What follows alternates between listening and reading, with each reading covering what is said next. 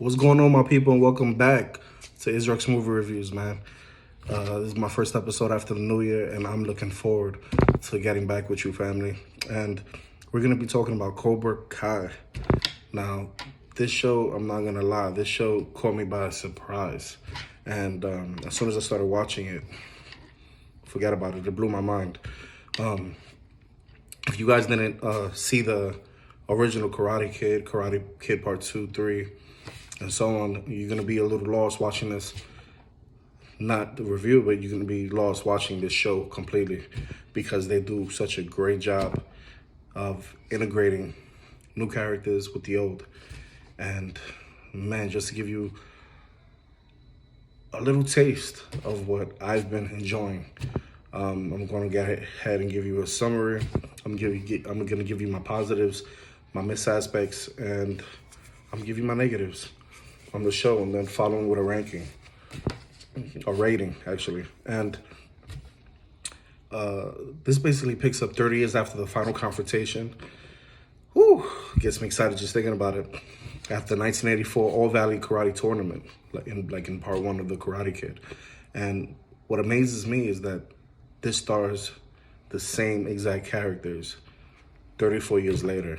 And I don't know how they ended up getting them back, how they made it work, but they did it. And Johnny Lawrence, who's a rock star, in the first episode you meet him, he's at rock bottom as an unemployed handyman, haunted by his seems to be wasted life up to this point.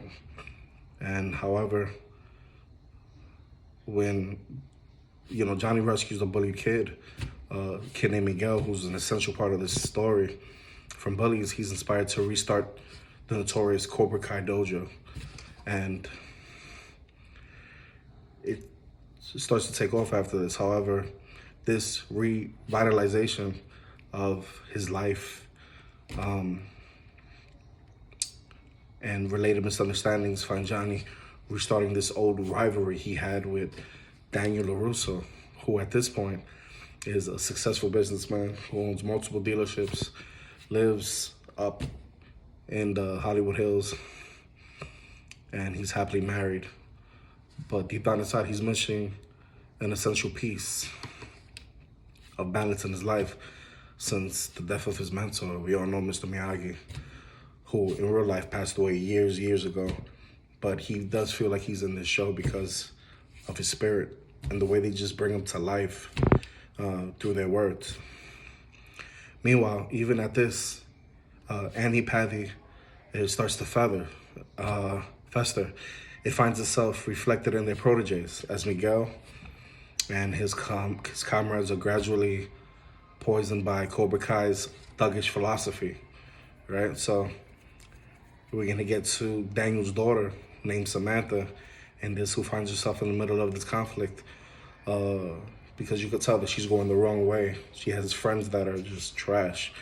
And Johnny's estranged son, Robby, finds himself inadvertently in this mess also, coming under Daniel's wing and flourishes in ways worthy of Mr. Miyagi. The way they put the story together and the way every character is basically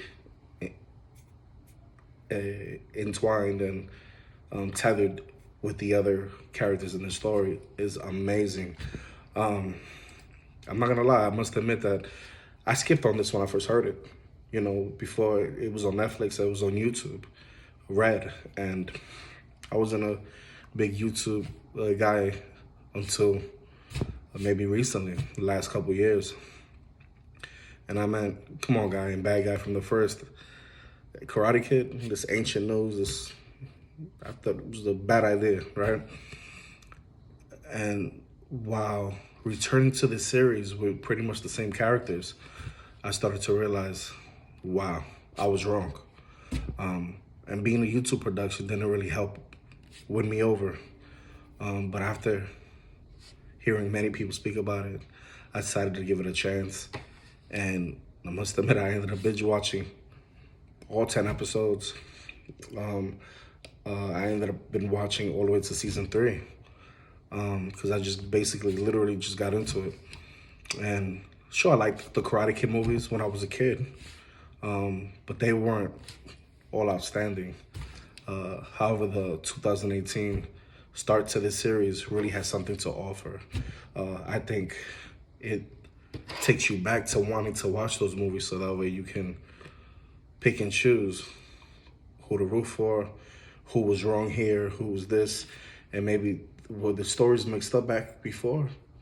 And I'm gonna get into that now.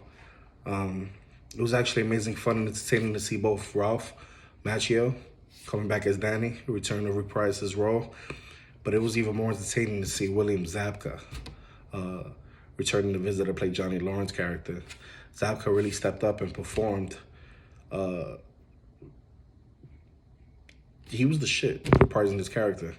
It was just phenomenal. He was a delight to see.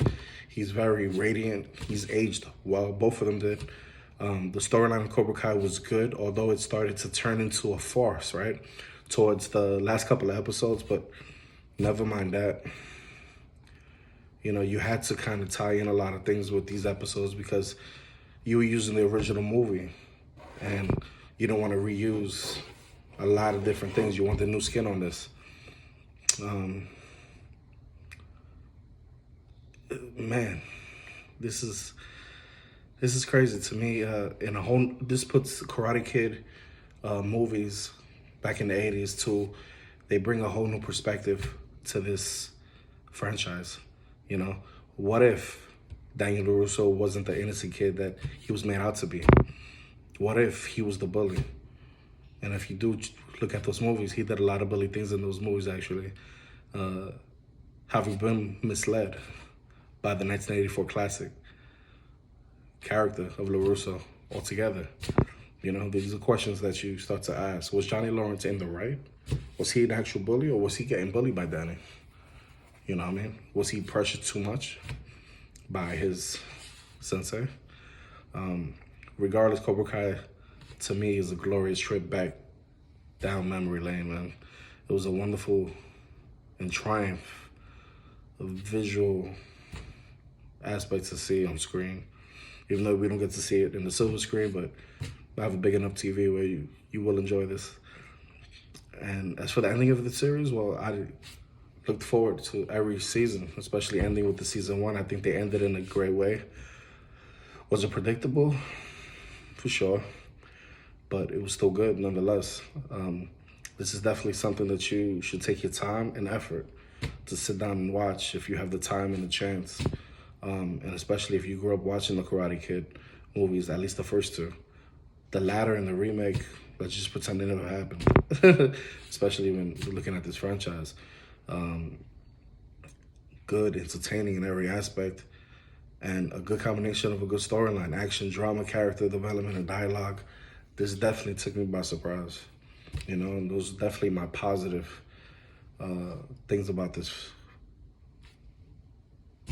franchise / new series when it came into season 1. The negatives, I feel like, you know, things were a little too convenient to the storyline, but I get what they were doing. They were just trying to get to the point. They weren't trying to add fluff to the story. I think every scene, every storyline, everything that's intertwining, I think goes perfect with the story. But if I was to complain about something, that would be it. That would be my mixed aspects, really. Negative, I don't really have any negatives, especially about season 1. I think Johnny Lawrence and Ralph Macchio kick ass. This, you can tell that this is a perfect mix of nostalgia, great 80s music, and a badass karate display. And even the young characters that they brought to this are amazing. They're really to look out for. And yeah, starting off, I give it an 8 out of 10. Definitely go check this out right now on Netflix and leave your comments on the Discord. If you like this video, continue to hit that like button, hit that notification bell, and subscribe at your leisure if you want to continue with more videos. Enjoy bringing them to you. next time. Peace.